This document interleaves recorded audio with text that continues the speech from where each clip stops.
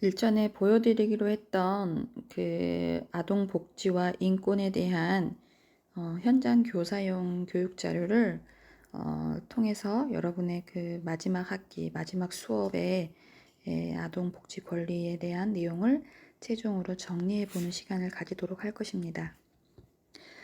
우선 아동 복지와 아동의 인권에 대한 부분으로 개념을 다시 한번 정리해 드리고, 아동 학대에 대한 부분이 왜 우리가 지금 1장부터 14장까지 전체적인 내용을 한번 다 다뤄드렸는데, 아동 학대가 9장에서 이제 다뤄지는 내용들이긴 하지만 여러분이 현장에 나가셔서 아이들을 대면하면서 놓칠 수밖에 없는 여러 가지 상황들을 다시 한번 굉장히 신중하게 숙지하고 나가실 수 있도록 재정리해보는 시간을 가져보려고 합니다. 이 차시에 대한 내용들은 목표가 아동 복지와 인권의 관계를 이해하는 것이고, UN 아동 권리 협약에 대한 부분을 이해한다라고 했는데, 이거는 여러 시간을 통해서 여러분 과제를 통해서도 그렇고, 우리가 토론을 통해서도 그렇고, 기사를 통해서도 지금 이제 UN 아동 권리 협약에 대한 내용을 충분히 의미와 내용을 이해하였다고 생각합니다. 그리고 아동 권리와 아동 학대에 대한 부분으로 우리가 이제 그들의 권리와 그들이 가져야 할 4가지 기본권에 대한 부분, 그리고 어떤 상황이 학대이고 어떤 상황이 삼가해야 되는 것이며, 또 그 아이들을 존중해 줘야 하는 상황에 대한 부분으로 우리가 한번 트레이닝은 하지 못했지만, 그래도 제가 이제 여러분들이 시험을 통해서 최종 정리해보는 시간을 가질 수 있도록 안내드렸던 자료들 있잖아요. 그 자료를 통해서 기존에 우리가 들었던 여러 가지 말이나 표현이나 이런 것들이 아동을 학대할 수 있는 말이기 때문에, 이제는 존중하는 그런 언어에 대한 부분으로 고민해 봐야 되는 건 아닌가라는 생각을 했어요. 그래서 이제 유치원 교사, 보육교사가 아이들을 와 놀이하면서 학대가 아니라 존중해 줄 수 있는 역할에 대한 부분으로 이해하는 걸로 이 학기를 마치려고 합니다. 아동복지와 인권의 개념이라고 했는데요. 아동복지의 개념은 여러분들이 이제 너무 많이 들으셔서 뭔지 알아? 라고 하실 수 있을 것 같아요. 그리고 인권과 그 다음에 UN 아동 권리 협약에 대한 부분도 이미 이 딱딱하고 어려운 과목을 그래도 여러 차례 들어서 귀에 딱지가 않을 정도로 들어서 이제는 어떤 게 뭔지는 알 것 정도는 그래도 숙지하고 이 학기를 마무리할 수 있어서 저도 다행입니다. 아동복지의 이념으로 아동복지는 실천을 토대로 하는 것이고, 이 아이가 어떤 존재인가로 볼 것인지에 대한 부분으로 고민을 해야 되는 것입니다. 아동복지 이념의 주요 근간은 아동관과 밀접합니다. 아동 백지설도 있고 성악설도 있고, 태어나면서 나쁜 존재여서 교육을 시켜서 착한 사람으로 만들어야 되고, 태어날 때부터 선한 존재였지만 누군가 양육에 의해서 성선설 이런 것처럼 그 아동관과, 그래서 그 사회적인 상황과 가치관에 밀접한 영향이 있었고, 이제 세계 전쟁 이후에 고아가 생기면서 이제 어떤 나라에서 어떻게 움직였고, 그런 것들이 이제 발빠르게 UN 아동 권리 협약을 통해서 이제 전 세계적인 협약을 맺고 권리 조약을 통해서 그걸 지켜나가는 그런 부분들이 지금 이제 우리 현 상황에 있는 것이기도 합니다. 그래서 아동관에 따라서 아동 복지 이념이 변화가 되는 것이고요. 아동관의 변천을 살펴보면 고대, 중세 말기, 근대사회, 현대사회에 오기까지 아동의 생이라고 표현하는 엘렌 케이가 모든 인간이 생존 발달할 수 있는 권리가 있듯이 아동도 스스로 최대한 추구해 나갈 권리가 있는 인격적 존재로 보았습니다.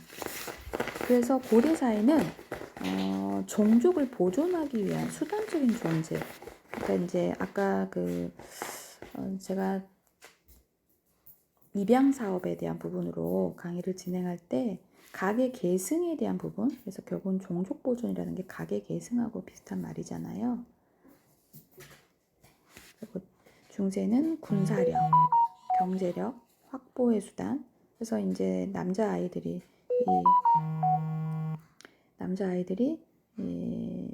이제 뽑혀서 나가는 것들, 그다음에 성인의 축소판, 소유물, 그다음에 아동의 권리를 인식하는 게 이제 루소와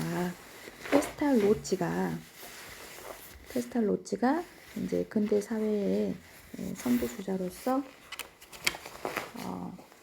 아동 권리 인식을 할 수 있게 도와주면서 현대 사회의 인격과 존엄성을 갖는 독립된 개체로서 이제 아동의 세계가 20세기에 자리를 잡게 된 부분입니다. 아동복지 개념은 child와 well, child well, 그다음에 pair, 그래서 아동과 그다음에 훌륭히 지내다, 이런 개념으로 child welfare라는 단어를 조합을 해보면 훌륭히 잘 지내는 아주 바람직한 복지에 대한 단어를 해석할 수 있을 것 같습니다. 초기에는 선별적, 그러니까 굉장히 출연해서 초이스하는 부분이 있어요. 그래서 특별한 보호가 필요한 아동에 대하여 제공하는 사회적 서비스, 특별한 보호.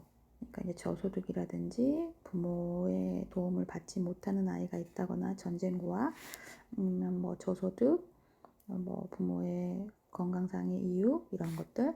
그다음에 현대로 와서 보편적, 누구나 다 받을 수 있는 혜택. 그래서 특수한 장애를 가진 아동은 물론 모든 아동이 가족 및 사회의 일원으로서 육체적으로나 정신적으로 건전하게 성장 발달할 수 있도록 지역사회나 사회복지 서비스 분야에 공사단체나 기관들이 협력하여 아동복지에 필요한 사업을 계획하여 실행에 옮기는 조직적인 활동을 아동복지라는 보편적 의미로 해석되어서 정의 내릴 수 있겠습니다.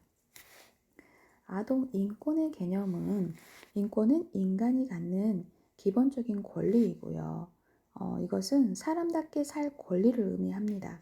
그래서 1989년에 유엔 아동 권리 협약이 아동의 인권을 인정하면서, 그래서 그전에는 보호받아야 하는 존재로만 이해했다면 이제는 보호를 가능하게 하는 자원과 정보, 그래서 제공받아서 하는 존재로, 그래서 조금 더 광범위하고 디테일해진 부분을 이해하실 수 있을 것입니다.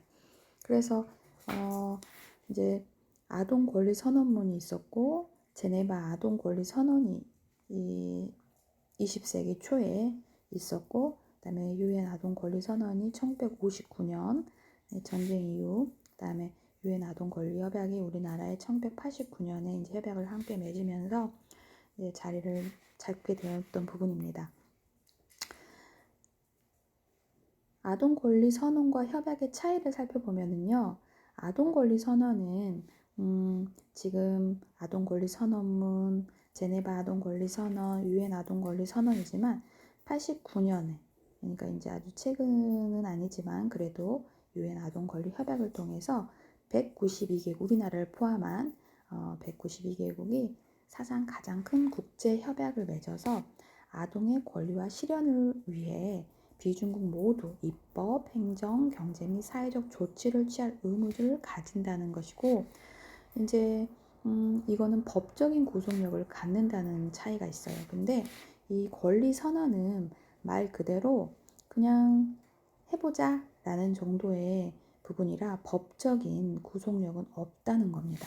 그래서 아동 권리 협약은 법적 구속력을 가져서 약간의 파워, 그래서 전 세계적으로 그런 부분을 감찰하고 또 지켜내주고 이런 부분들이 있다는 거죠. 그래서 이거 시험에 나온다고 제가 말씀드렸죠. 그래서 어저께 새벽에 일어나서 이 녹화 뜨기 전에 제가 시험 문제를 출제를 하고 있었는데요. 그래서 유엔 아동 권리 협약의 4가지 기본권이 무엇이냐? 생존권, 보호권, 발달권. 이 3가지는 가장 기본적인 거지만 지금 이 시대의 참여권에 대한 부분으로도 굉장히 중요하게 다뤄지고 있는 부분으로서 네 가지에 대한 부분, 생존권, 보호권, 발달권, 참여권, 이 네 가지는 그래도 우리가 아동 권리와 복지에 대한 부분으로 그래도 한 학기를 배웠으니까 한번 외워보시라고 제가 알려드렸죠. 그래서 이 생존권은 무엇이냐? 적정한 생활 수준 누릴 수 있는 권리, 안전한 주거지에 살아갈 권리, 충분한 영양을 섭취하고 기본적인 보건 서비스를 받을 권리 등 기본적인 삶을 누리는 데 필요한 권리를 말하고요. 보호권은 모든 형태의 학대와 방임, 차별, 폭력, 고문, 과도한 노동, 약물과 성폭력 등 아동에게 유해한 것으로부터 보호받을 권리. 발달권은 교육받을 권리, 여가를 즐길 권리. 그래서 우리나라도 어때요? 무상교육을 하고 있고 바우처를 통해서 어떤 부모와 함께 어디를 다녀오는 체험학습 같은 것도 바우처 제도를 이용해서 결제하게 하고 문화생활을 하고 정보를 얻을 권리, 생각과 양심과 종교의 자유를 누릴 수 있는 권리 등 잠재 능력을 최대한 발휘할 수 있는 권리를 줍니다. 이 참여권은 표현의 자유, 양심과 종교의 자유, 평화로운 방법으로 모임을 자유롭게 열 수 있는 권리, 사생활을 보호받을 권리, 유익한 정보를 얻을 권리, 자신의 생활에 영향을 주는 일에 대해 의견을 말하고 존중받을 권리. 그래서 이 네 가지를 쓰십시오라고는 아니고 이 큰 단어를 잘 숙지하시기 바랍니다. 우리는 아동을 어떤 존재로 생각하고 있을까요? 너무 어리다? 미숙하다? 어른이 되어가는 과정이다? 아동은 끊임없이 성장하는 존재이고 자신만의 생각과 사물을 보는 관점을 가지고 있습니다. 어른들의 소유물이 아니라 권리를 가진 인격체입니다. 1989년 유엔은 유엔 아동 권리 협약을 채택하여 아동의 기본적인 권리와 보호자를 포함한 모든 성인, 지역사회, 정부가 아동 권리 보호를 위해 해야 할 역할과 책임을 명시했고 한국을 포함한 전 세계 국가들이 이를 실천하겠다고 약속했습니다.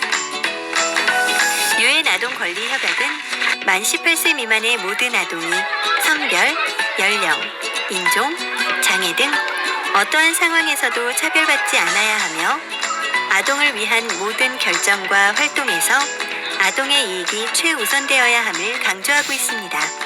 우리 아동이 누려야 할 기본적인 권리에는 무엇이 있을까요? 생존권. 태어나면 출생신고를 하고 영양가 있는 음식을 충분히 섭취하며 아프면 제때 치료받을 수 있어야 합니다. 부모님과 함께 안전한 가정에서 머무르며 쉴 수 있어야 하고 아동이 사회 구성원으로 기본적인 생활을 누리며 살 수 있어야 합니다. 보호권. 모든 아동은 학대와 폭력, 유기, 전쟁, 차별, 노동 등 모든 위험한 상황으로부터 보호받아야 합니다. 우리 모두는 위험한 상황에 처한 아동에게는 적절한 보살핌과 재활의 기회를 제공해야 합니다. 발달권. 아동이 성장함에 있어서 잠재 능력을 최대한 발휘할 수 있어야 합니다. 신체적, 정신적, 도덕적, 사회적으로 성장하는 데 필요한 모든 종류의 교육을 받을 수 있어야 하고 마음껏 뛰어놀고 여가와 문화활동을 즐기며 생각과 종교의 자유를 누릴 수 있어야 합니다. 참여권. 아동은 자신의 감정과 관점을 가지고 성장하는 존재로 자유롭게 자신의 의견을 표현할 수 있습니다. 자신에게 영향을 주는 일에 대하여 적극적으로 참여하고 의견을 말할 수 있으며 어른들은 아동의 이야기에 귀 기울이고 받아들여야 합니다. 권리를 존중받은 아동은 행복한 미래를 그립니다. 이 세상의 모든 아동이 마땅히 누려야 할 아동 권리. 우리 모두가 아동 권리를 바로 알고 실천해야 합니다. 세이브 더 칠드런. 세이브 더 칠드런에서 이렇게 만든 네 가지 기본 권리에 대한 부분으로 여러분이 충분히 지금 귀에 딱지가 않게 네 가지에 대한 부분을 숙지하셨을 거라고 생각이 들어요. 되게 잘 만들어진 동영상이죠. 그래서 일반적인 원칙이 무차별의 원칙, 생존과 발달의 원칙, 아동 이익의 최우선의 원칙, 아동 의사 존중의 원칙, 그래서 일반 원칙으로 보건복지부는 이렇게 안내를 하고 있는데요.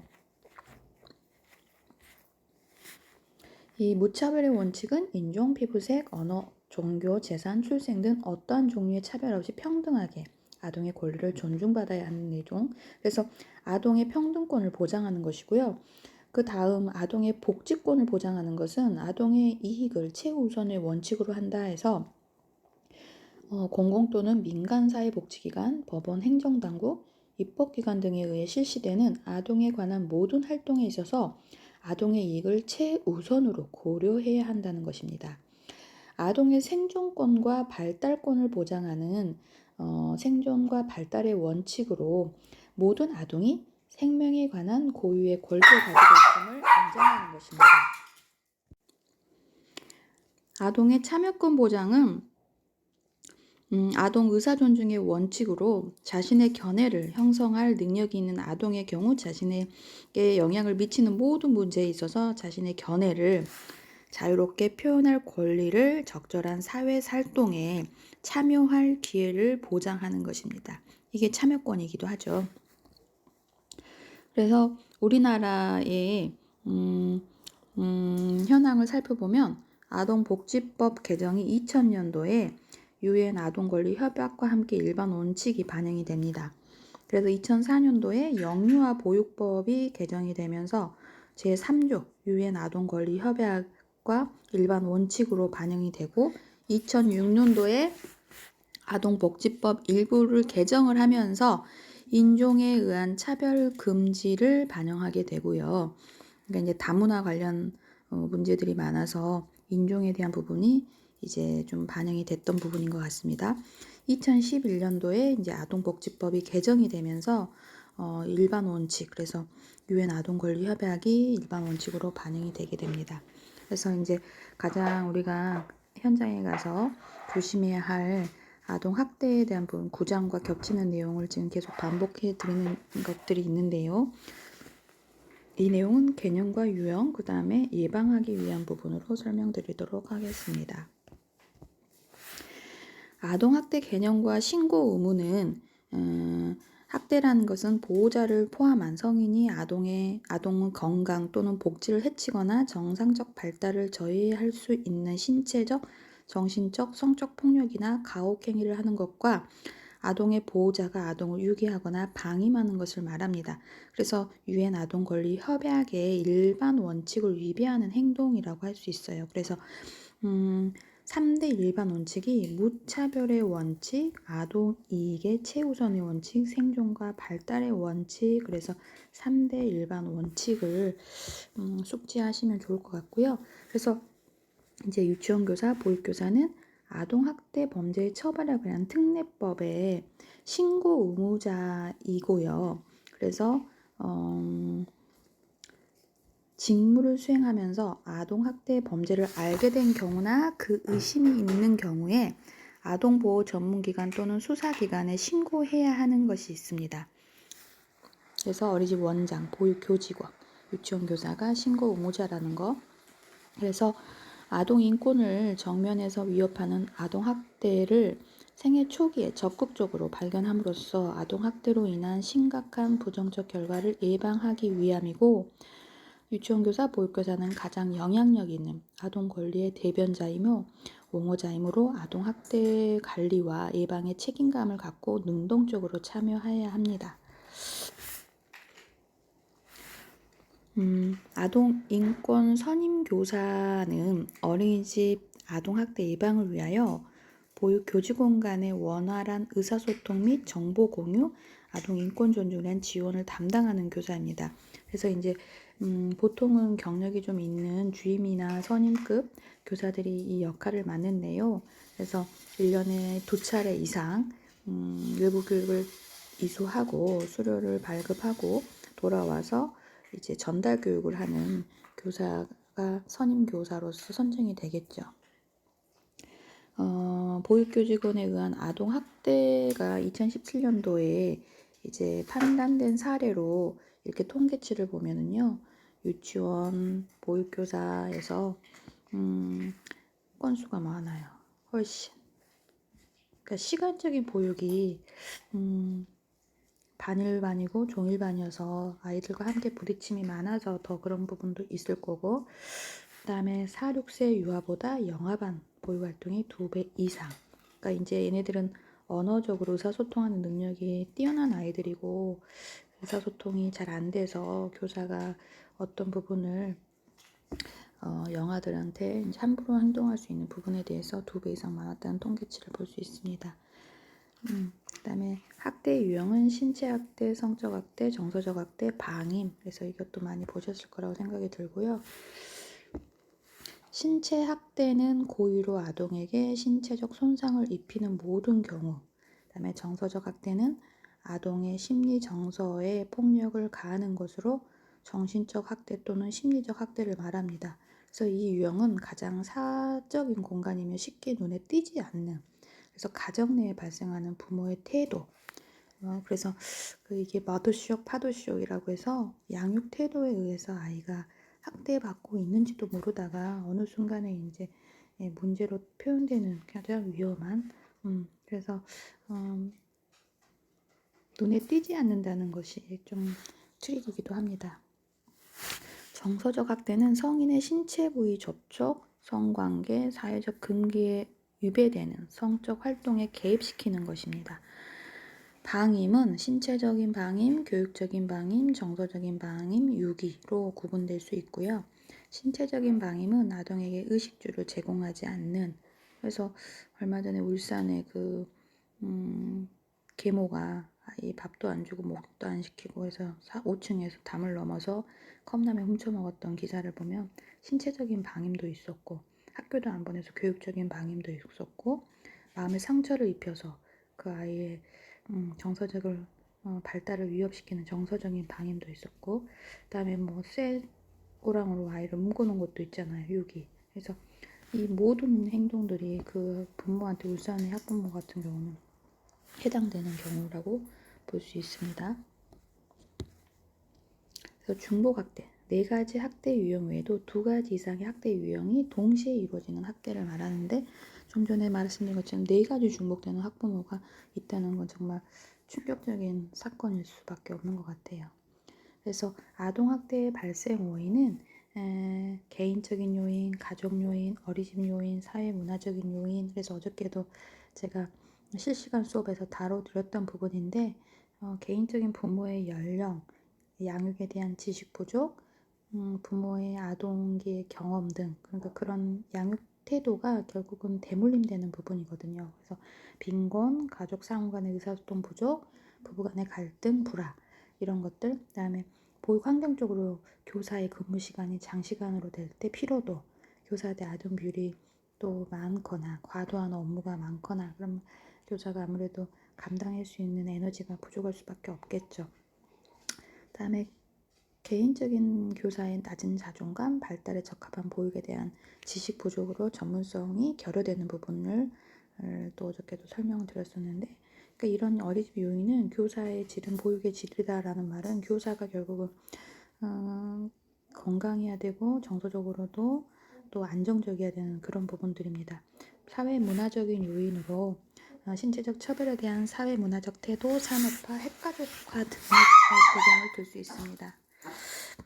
아동학대를 예방하기 위해서 전생에 걸쳐 심각한 부적응적인 결과로 이어지므로 조기 발견해서 사전에 예방하는 것이 묻지마 범죄라든지 잘못 자라온 환경에서 그 아이가 성인이 되었을 때 굉장히 폭력적인 사건들이 일어나잖아요.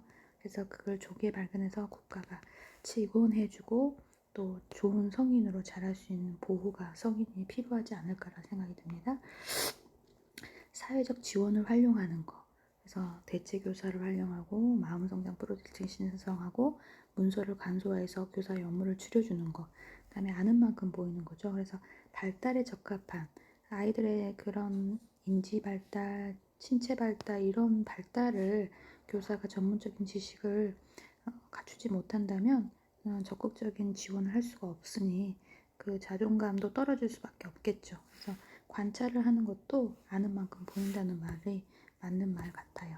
그래서 보육교사가 아이들한테 친절하려고는 하지만 그래도 그런 여러 가지 상황들을 잘 다스리기 위해서는 심호흡을 하고 3분 법칙을 활용해서 분노를 건강한 방법으로 표현해서 긍정적인 방법으로 아동 학대를 예방하는 것입니다. 이상으로 아동 권리와 복지 14주 수업을 마치도록 하겠습니다.